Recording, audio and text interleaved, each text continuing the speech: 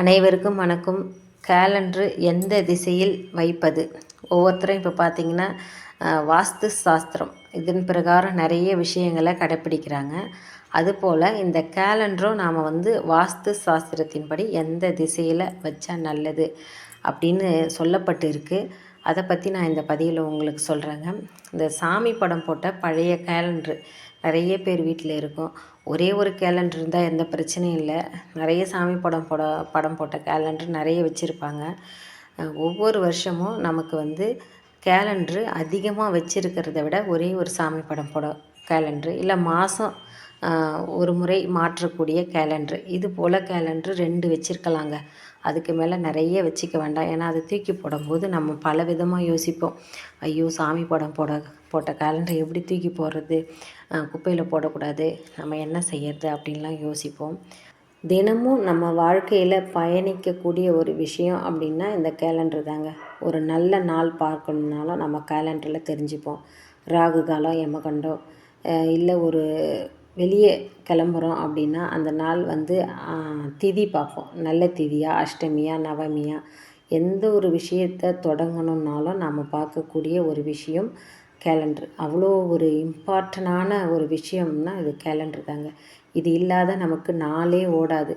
Time பார்த்தாலும் சரி, எது பார்த்தாலும் சரி, கேலண்டர் பார்க்காம நாள் ஓடாது. இன்றைக்கி என்ன நாளுன்னு தெரிஞ்சால் தான் நம்ம அந்த நாளில் என்ன சமைக்கணும் அப்படின்றதையும் முடிவு பண்ணுவோம். அந்தளவுக்கு நம்ம வாழ்க்கையில் பயணிக்கக்கூடிய ஒன்று கேலண்டர். இது வாஸ்து பிரகாரம் நாம் எந்த திசையில் மாட்டினா நல்லது அப்படின்னு சொல்லப்பட்டிருக்கு. அதை பற்றி நான் உங்களுக்கு சொல்கிறேன். இப்போ பூஜை ரூம் பார்த்திங்கன்னா நம்ம கிழக்கு நோக்கி வச்சுருப்போம். அதுபோல் நீங்கள் கேலண்டரை கிழக்கு நோக்கி வைக்கலாம். இப்போ சாமி படம் போட்ட கேலண்டர் பார்த்திங்கன்னா வடக்கு திசை நோக்கி வைக்கணும். சாமி முகம் வடக்கு பார்த்த மாதிரி இருக்கும். வடக்கு பார்த்த மாதிரி இருக்கணும். அப்போ நீங்கள் தெற்கு பக்கமாக அந்த சாமி போட்டாவை மாட்டினீங்கன்னா அந்த முகம் பார்த்திங்கன்னா வடக்கு திசையை நோக்கி இருக்கணும். இது போல் சாமி படங்களை நாம் மாட்டினோம்னா வளர்ச்சி என்பது இருந்து கொண்டே இருக்கும். செல்வ நிலை உயர்ந்து நல்ல மாற்றம், மகிழ்ச்சி வீட்டில் நிறைந்திருக்கும். இது வாஸ்து பிரகாரம் சொல்லப்பட்ட விஷயம். நாம் எந்த திசையில் மாட்டக்கூடாது அப்படின்னு ஒன்று இருக்குது.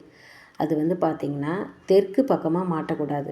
அதாவது சாமி இறந்தவர்களோட படம் பார்த்திங்கன்னா தெற்கு பக்கமாக நாம் மாட்டி வைப்போம். அவங்க முகம் தெற்கு திசையை நோக்கி இருக்கும்.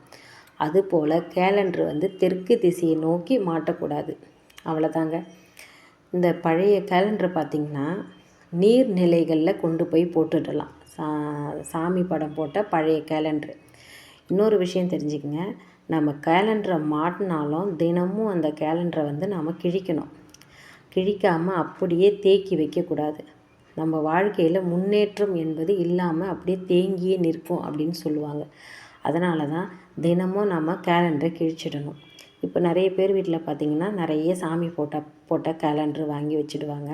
அதில் ஏதாவது ஒன்று தான் கிழிப்பாங்க, மற்றதெல்லாம் அப்படியே தான் இருக்கும். அது போல் இல்லாமல் நீங்கள் ஒன்றே உங்களுக்கு பிடிச்ச தெய்வத்தோட ஃபோட்டோவை வாங்கி வச்சுக்கோங்க. மாதம் ஒரு முறை மாற்றக்கூடிய கேலண்டரும் பார்த்திங்கன்னா நீங்கள் மாதம் அதை மாற்றி வச்சுடுங்க.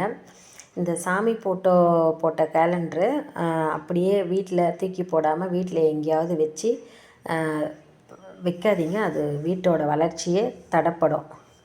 இந்த பதிவு பற்றின உங்களுடைய கருத்துக்களை நீங்கள் கமெண்டில் தெரிவிக்கலாம்.